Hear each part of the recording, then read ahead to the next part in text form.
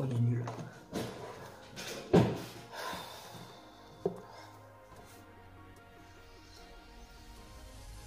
Salut les gars, j'espère que vous allez bien.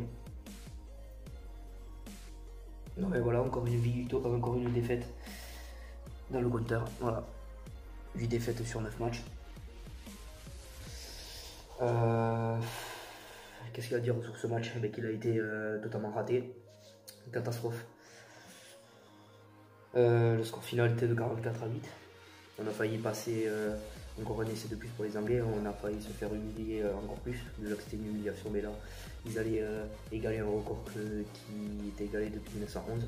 C'est-à-dire mettre plus de 37 points d'écart. Et on a failli l'obtenir, on a failli le faire. Il faut m'expliquer les tactiques et le schéma de jeu de Brunel.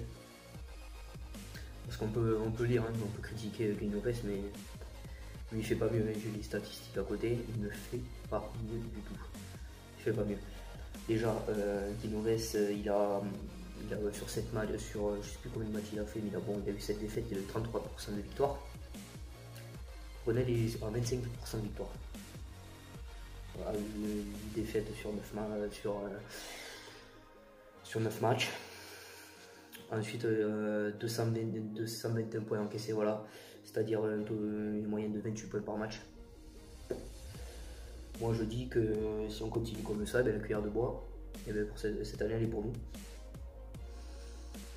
Qu'est-ce que je me disais, je ne comprends pas ses compositions, je ne comprends pas son style de jeu, sa composition. Quand il est au milieu du match, il dit qu'il voulait faire repasser Doumerou en ailier, ou je sais pas qu'est-ce qu'il voulait faire. Hein. Il était perdu, il savait plus quoi faire. Et les commentateurs, quand ils ont dit pourquoi ils ne mettaient pas Dupont et Ramos titulaires, je me pose la question aussi pourquoi. Car pour moi, Dupont, notamment Dupont, sur son entrée à la 47e, je crois, a su être performant, a su casser les lignes.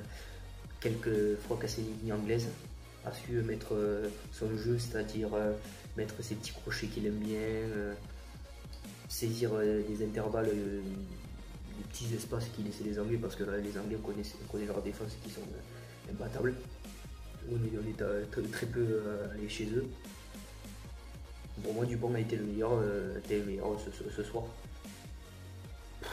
Il a essayé un peu de dynamiser ce jeu français, d'apporter un peu de la fraîcheur. Il a fait un peu, mais bon, quand on n'a pas de soutien, quand il n'y a pas de solution, quand on le laisse aller, il part et tu lui dis démerde-toi. C'est sûr qu'il ne peut pas tout faire tout seul devant une équipe anglaise, devant Twickenham, où depuis 2005 on n'a pas gagné chez eux. Voilà, depuis 2005. Moi je dis que pour la suite du tournoi et pour la Coupe du Monde à venir, ça risque d'être très très compliqué et d'être encore plus humilié, parce que là ça monte en termes d'équipe. Là encore il y a la Nouvelle-Zélande, l'Argentine, l'Afrique du Sud, l'Australie.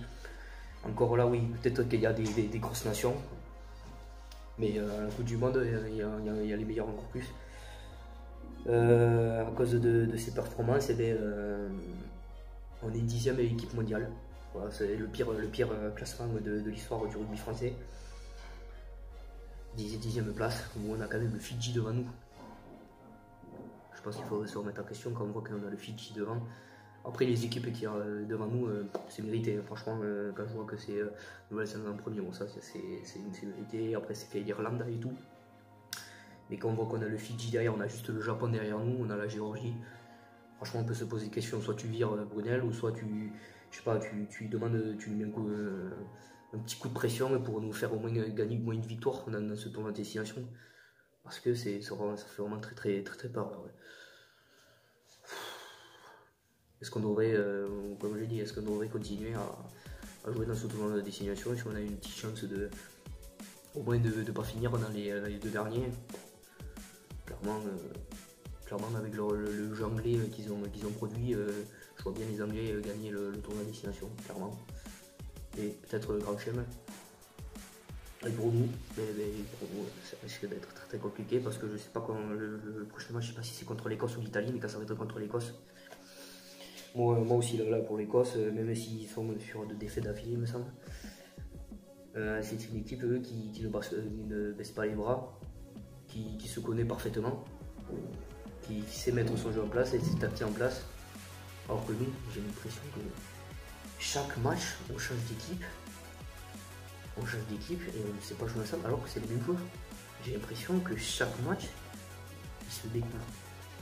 Voilà, comme je vous l'ai dit, il y a certains joueurs, ils arrivent à casser les lignes, ils arrivent à mettre un peu de rythme dans le match. Mais il n'y a personne qui suit.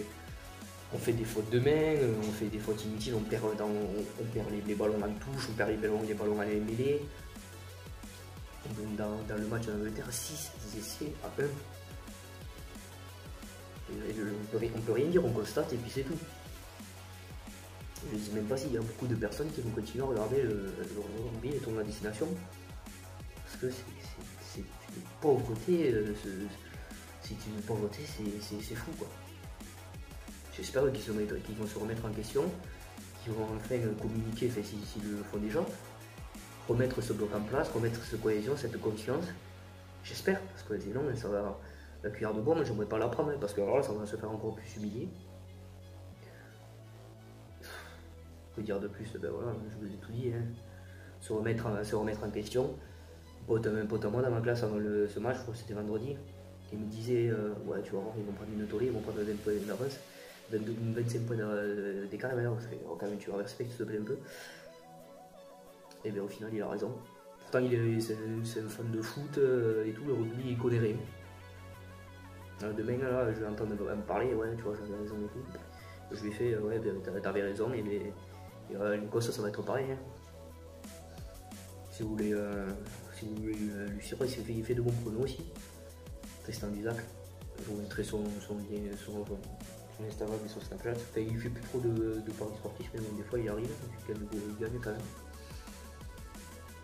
Bon, mais voilà, c'était un petit débrief et un petit constat de ce match et de la suite de ce tournoi à destination qui pour moi me fait très peur pour la suite.